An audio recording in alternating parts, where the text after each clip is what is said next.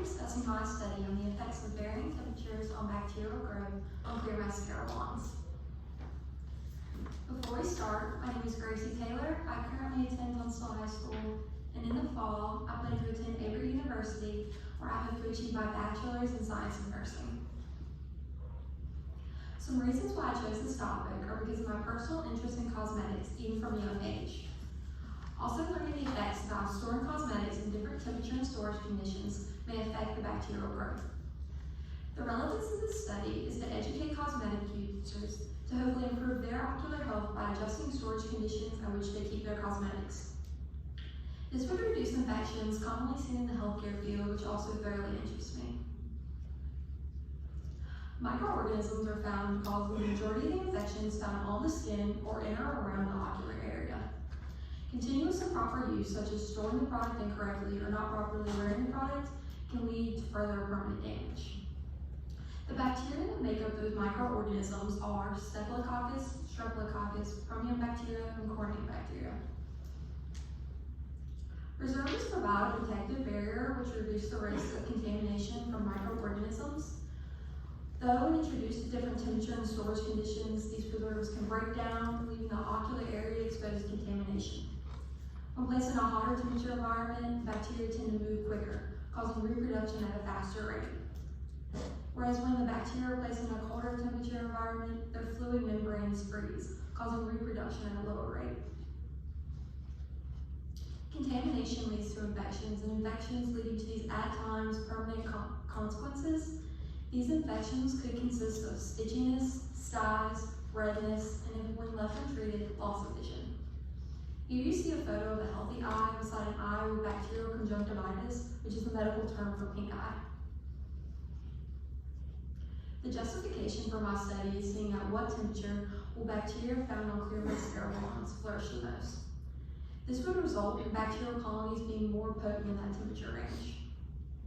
This is a necessary step in research, saying that no person in my knowledge has singularly looked at bacterial growth on mascara wands from different temperature environments. The lack of research brings me to my question, which is, at what temperature will bacteria found on clear mascara wands flourish the most after just 2 weeks of usage? My null hypothesis was that if mascaras are introduced to a hot temperature environment, then there will be no difference in the number of bacteria found. Whereas my alternative hypothesis was, if mascaras are introduced to a hotter temperature environment, then there will be an increase in the number of bacteria found. I came to these conclusions when creating my hypotheses, as I found that research I studied prior to my experiment found that in relation to cosmetics, hotter temperatures resulted in higher levels of bacterial contamination. The variables in my experiment consisted of the following. My independent variable being the temperature change. My constants in my experiment were the blood agar petri dishes and the amount of times the dishes were in the incubator. My control for my experiment was the room temperature environment, and my dependent variable was the bacterial growth found in the mascara wands.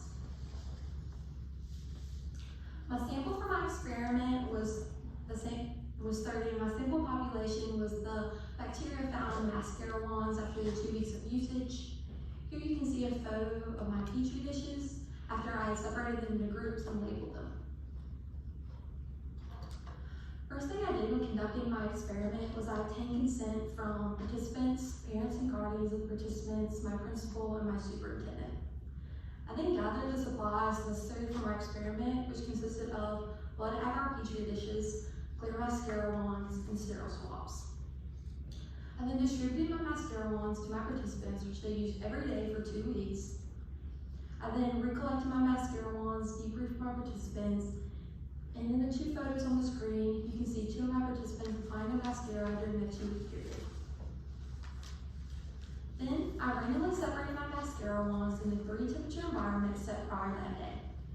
These temperature environments were 5 degrees Celsius, 15 to 20 degrees Celsius, and 30 degrees Celsius. They stayed in that temperature environment for 24 hours, and after that, I took each mascara wand, swabbing one side of it with a sterile swab, and transferring that into my blood agar petri dish.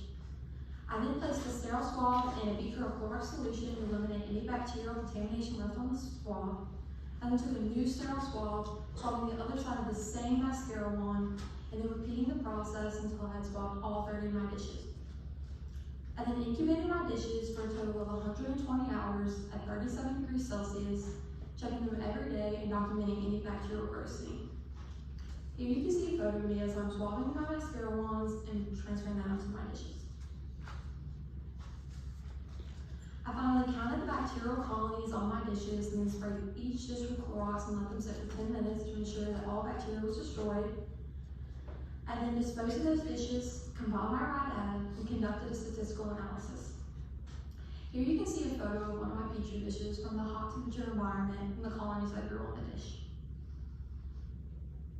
To conduct my statistical analysis, I used Data Classroom to produce the graph you see on the screen. There's a baseline value which is constant among all the groups. The cold temperature and the control group both produced similar results, meaning that their means were similar and that there was little to no statistical difference between these groups. Whereas the hot temperature environment showed values outside of the standard range and also showed values were more spread, this means that there was more bacterial contamination in that group. The blue circle on the screen shows outstanding variables in the hot temperature environment, where the purple box shows common variables across all 3 of my groups. I used a one-way ANOVA for my statistical analysis and also ran a post-hoc analysis. I compared my means by creating the error bars in the standard deviation range, which allowed me to better analyze my results. Results showed a p-value of 0.43 at a significance level of 0.05, which means that there was little to no statistical significance between my variables. Therefore, I cannot reject my null hypothesis as my data was not significant. After thoroughly analyzing my data, I came to the conclusion that my data was not significant, and therefore there was no difference in the contamination levels between the 3 temperature ranges. I made these conclusions by seeing little to no differentiation between my variables, meaning that the numbers were really close together. The variables I did find outside of the standard range, after comparing it to the rest of my data, I concluded were outliers. Therefore, my results did not align with the literature I read prior to my experiment, as other researchers found that in relation to higher temperature environments, it resulted in higher levels of bacterial contamination. Furthermore, there are many reasons I believe my research did not align with the literature I read prior to my experiment. One thing I would have done differently is I would have enlarged my sample size, allowing for better comparison between my results. A limitation I hit throughout my experiment was when it was time for participants to return their mascara wands, some revealed that they did not wear it during the instructed amount of time, or they failed to bring it back in time for the experiment.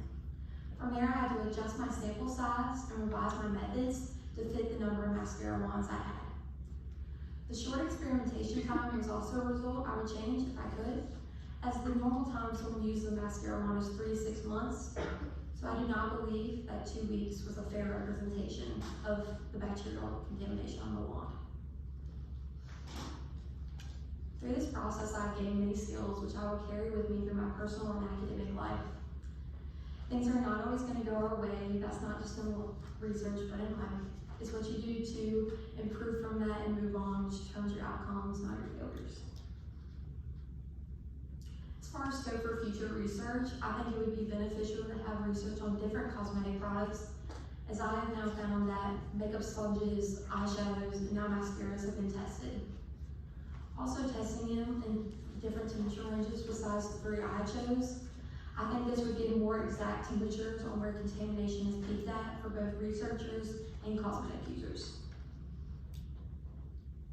As my presentation comes to an end, there are a few people who I would like to thank. First off, Ms. Long, who I could not done this process without, and Ms. Dillon for her help in the lab. A huge thank you to all my participants who I could not done this process without, and a huge thank you to Piedmont Governor School for allowing me to conduct my experiment here at the lab. Are there any questions? Yes, Ms. Walls. I didn't hear you state this, but the type of wand or the style of wand or the nature of the wand itself, were they different in the different users, or were they exactly the same? Ms. Walls asked if I used the same type of wand for all my participants. Yes, I used the Wet n Wild Clear Mascara wand. for all my participants. And do you think that, if you tried different variety of styles of wand, maybe they had different features that allowed the bacteria to grow either better or worse? Yes, I believe maybe not the style of the wand, but the brand may have different preservatives, additives in it that could reduce contamination in the different environments. Mhm. Yes, Ms. Collins. Do you know how they stored their mascara when they weren't using it? Ms. Collins asked how the participants may have stored their mascara. I did ask them when I distributed the mascara wands if they could try to keep it in a room temperature environment, just to try to keep that constant in my experiment. But that is a limitation that I can't guarantee where they kept it. Yeah. In your study, do you think there would be a difference in, because you know how girls will carry in their pocketbooks or with them and the varying temperatures, do you think that that could affect the growth of the bacteria? Yes, that's what led me to my topic, was the fact that girls do carry it in their car and their purse, and I do believe that that